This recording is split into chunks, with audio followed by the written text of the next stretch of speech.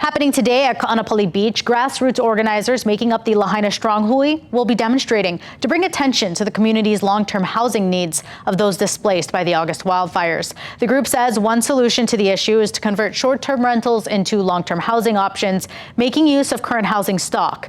They are now hoping Maui Mayor Richard Bisson and Governor Josh Green will agree.